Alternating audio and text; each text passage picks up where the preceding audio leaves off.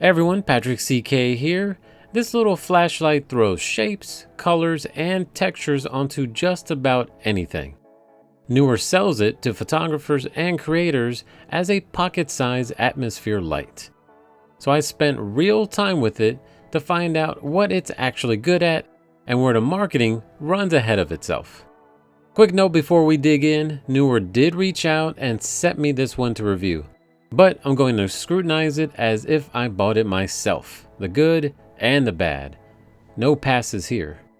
This is the NEEWER FL10, part of their budget basics line.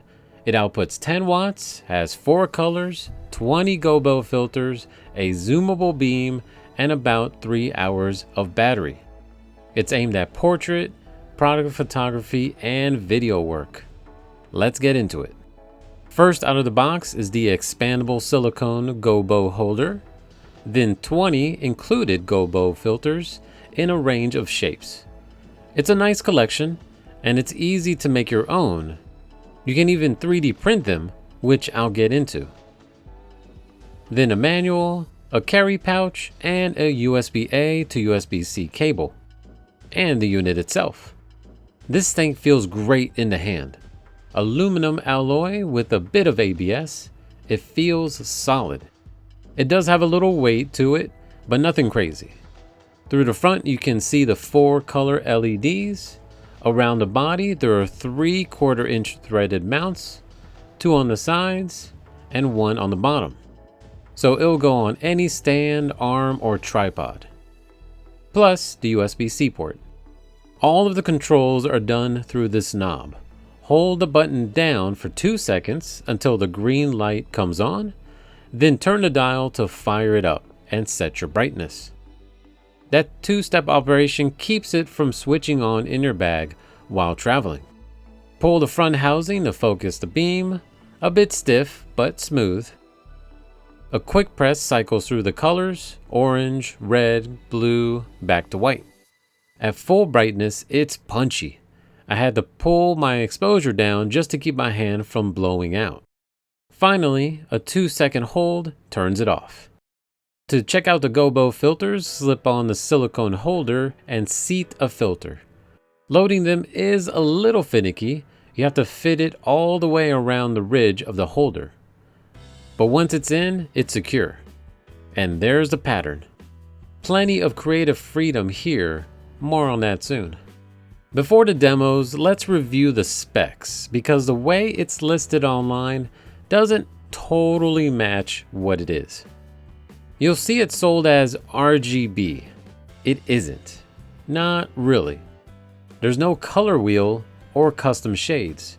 You get 4 fixed colors: white, kind of orange yellow, ice blue, and red. That's fine for what it is, but RGB oversells it.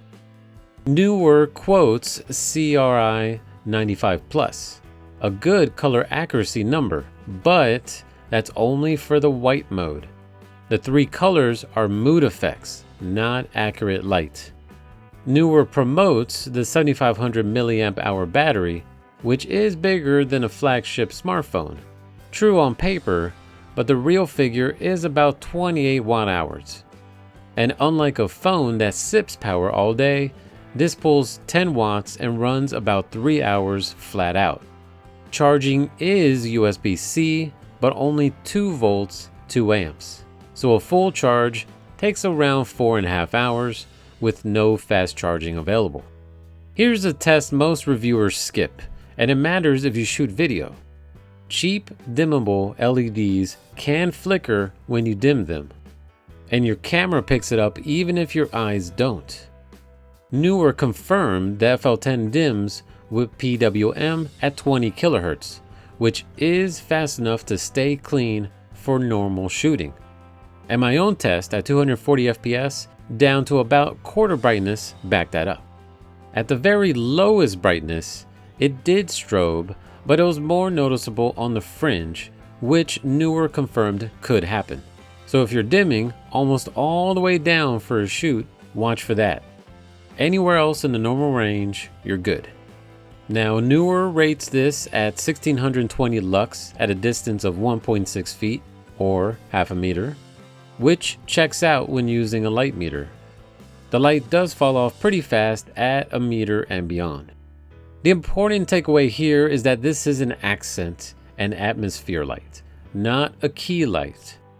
It won't light a room or fight the sun. It can add a pattern, a pop of color, a bit of mood. Use it that way and you'll love it.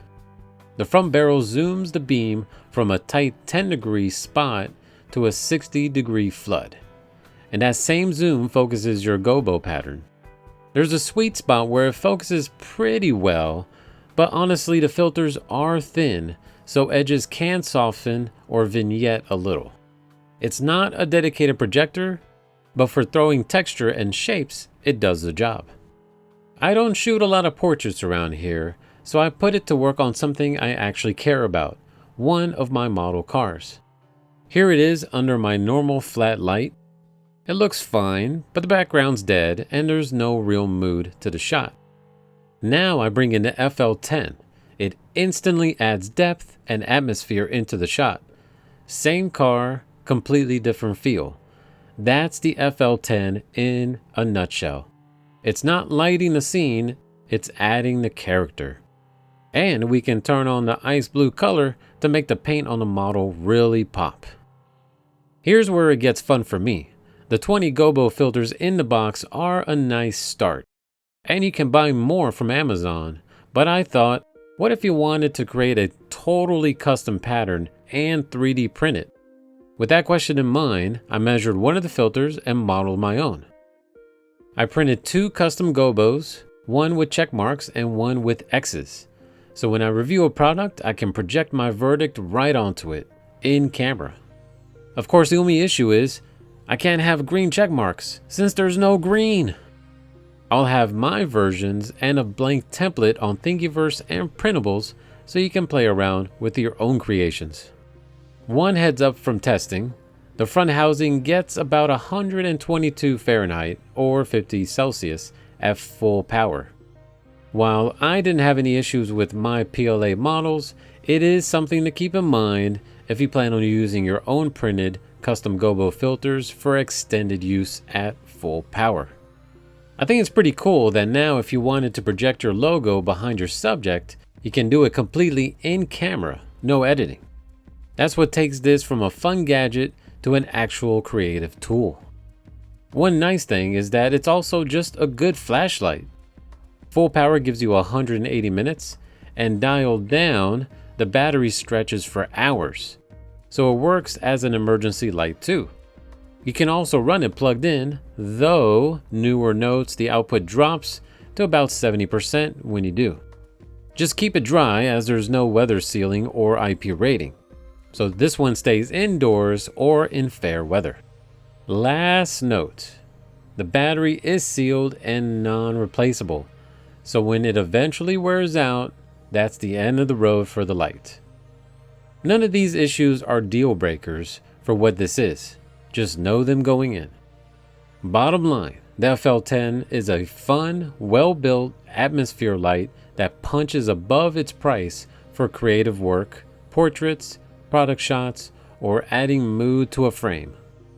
Just know what it is going in. A 10-watt accent and effect light, not an RGB panel and not a key light. Buy it for what it actually does, and it's a great little tool, especially if, like me, you're willing to print your own gobo filters and get creative. If you want to grab one, there's a link in the description. If this was helpful, like, share, and subscribe for more. Until next time, this has been Patrick CK. Goodbye.